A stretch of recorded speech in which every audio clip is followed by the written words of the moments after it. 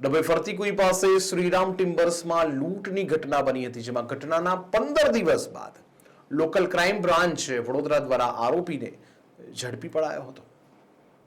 શ્રીરામ ટિમ્બર્સના માલિકને આરોપી દ્વારા માર મારી 47,000ની લૂંટ ચલાવવામાં આવી હતી, જેમાં ડભોઈ સહિત જુદી જુદી પોલીસની ટીમો આરોપીને શોધવા તપાસ હાથ ધરી હતી.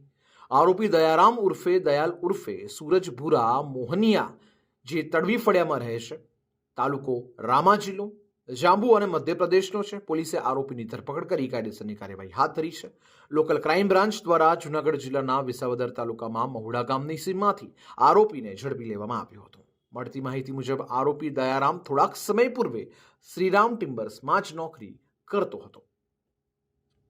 ગઈ 13 અને 14 ઓગસ્ટની રાતે ડભોઈ પોલીસ સ્ટેશનની અંદર એક ટિમ્બર યાર્ડની અંદર એક લૂંટનો મામલો સામે આવ્યો હતો. આ તપાસ દરમિયાન એલસીબીની ટીમ દ્વારા હ્યુમન અને ટેકનિકલ સોર્સિસથી આ ગુનાનો ભેદ ઉકેલવામાં આવ્યો છે અને મુખ્ય આરોપી દયારામ ઉર્ફે દયાલ ઉર્ફે સૂરજ ભૂરા મોહનિયા રહેવાસી જાંબુઆ જિલ્લા એમપીની ધરપકડ કરવામાં આવી છે. આ આરોપી તે જ ટિમ્બર યાર્ડની અંદર થોડાક મહિના પહેલા નોકરી કરતો હતો. તેના કારણે એ તમામ રીતેથી પેલા ટિમ્બર યાર્ડથી વાકેફ હતો અને દિવસની અંદર કેટલા પૈસાની કમાણી થાય છે તેને ધ્યાનમાં રાખીને એમને પોતાના સહ આરોપીઓને એમપીથી બોલાવવામાં આવ્યું હતું. કુલ 4 આરોપીઓ એમપીથી ટ્રેનની અંદર ડભોઈ પોલીસ સ્ટેશન ઉતરે છે અને પછી આ કૃત્યને અંજામ આપીને ફરીથી એમપી જતા રહે છે. આ જો મુખ્ય આરોપી છે તેમના ઉપર અત્યારે ગુજરાતની અંદર જામનગર જિલ્લાના 2020ના એક ગુનાની અંદર એ વોન્ટેડ છે. એ સિવાય એમનું ક્રિમિનલ બેકગ્રાઉન્ડ જોતા એમના ઉપર રાજસ્થાનના કોટાની અંદર, એમપીના ઉજ્જૈન જિલ્લાની અંદર 2 ગુનાઓ, ઇન્દોરની અંદર 1 અને જાંબુઆની અંદર 1 અને ગુજરાતની અંદર જામનગર અને મોરબી ડિસ્ટ્રિક્ટની અંદર સિરિયસ પ્રકારના ઓફેન્સીસ 392, 395 અને 397 જેવા હેવી ઓફેન્સીસ આ આરોપી ઉપર એફઆઈઆર રજીસ્ટર થઈ ગયેલા છે. બીજા આરોપીઓની શોધખોળ હાલ પોલીસની પાસે ચાલુ છે અને અત્યારે આ આરોપીનું પ્રોડક્શનની કાર્યવાહી કોર્ટની અંદર ચાલુ છે. કુલ ગયેલ મુદ્દામાલમાંથી 10,000 રૂપિયાની રિકવરી પોલીસ દ્વારા કરવામાં આવી છે અને બીજા આરોપીઓને પણ ટૂંકા સમયની અંદર પોલીસ દ્વારા અરેસ્ટ કરવામાં આવશે. એ હથોડાથી એમના સર ઉપર હુમલો કરવામાં આવ્યો હતો અને સ્ટિચીસ જો છે વિક્ટિમ દ્વારા એની અંદર ઈજા પામ્યા.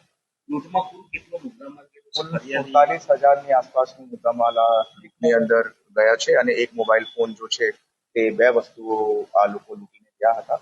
લૂંટનો ઈરાદો જો છે તે ગંભીર પ્રકારનો હતો. ત્યાં પોતે નોકરી કરવાના કારણે એ દરેક રીતેથી વાકેફ હતા કે કઈ જગ્યા પર માણસ સુવે છે, દરવાજો કેવી રીતેનું છે અને કેવી રીતે એન્ટર કરવાનું છે. અને ક્રિમિનલ હિસ્ટ્રી અને માઇન્ડસેટને જોતા જો છે આરોપી ને અટક કરવા બાબતમાં ક્રાઇમ બ્રાન્ચ વડોદરા રૂરલની ટીમને હું ખૂબ ખૂબ અભિનંદન. આરોપી મૂળતઃ જાંબુઆ એમપીનો છે અને એ પછી ઘણા બધા ગુનાઓ કર્યા પછી ઘણા વર્ષોથી બીજા ગુનાઓની અંદર આ જેલમાં પણ રહ્યો છે. એ પછી એ નોકરી કરવા માટે મોરબી જિલ્લો જાય છે. ત્યાં પણ જો છે એક ગુનો આચરે છે. એ પછી જ્યારે વડોદરા ગ્રામ્યની અંદર ડભોઈની અંદર નોકરી કરે છે એના પછી પણ ત્યાં જઈને એવી રીતે પ્રકરણ કરે છે.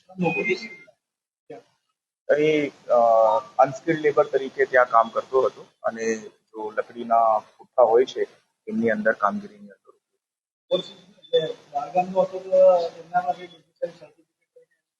નહીં, અનસ્કિલ્ડ લેબરની અંદર ડોમિસાઇલ સર્ટિફિકેટની કોઈ જરૂરત પડતી નથી. બટ હા, આપના માધ્યમથી જેટલા પણ લોકોને નોકરી ઉપર રાખે છે એમનું એન્ટિસિડન્ટ વેરિફિકેશન કરવા માટે આપ લોકલ પોલીસને સંપર્ક કરી શકો છો અને કોઈ પણ ગુનાહિત ઇતિહાસ ધરાવતો માણસ આપના પાસે નોકરી માંગવા માટે આવે એક વખત જો છે પોલીસ ડિપાર્ટમેન્ટને અપ્રોચ કરાવીને એમનું બેકગ્રાઉન્ડ ચેક કરાવી લેવાનું છે, જેનાથી એવી રીતેના ક્રિમિનલ બેકગ્રાઉન્ડના લોકોને આપના તરફથી નોકરી નહીં આપવામાં આવે એ બાબતની કાળજી રાખે. પોલીસ પકડમાં આવ્યા બાદ પોલીસ તપાસમાં બીજા કોઈ ગુનાઓને અંજામ આપ્યો એવી માહિતી કબૂલ કરી હોય? હા, 2020ની અંદર જામનગરની અંદર એક ઓફેન્સની અંદર ઓલરેડી એ વોન્ટેડ છે. એ બાબતની જાણકારી છે એ જામનગર પોલીસે આપી છે. એ લોકોની અરેસ્ટની ઓલરેડી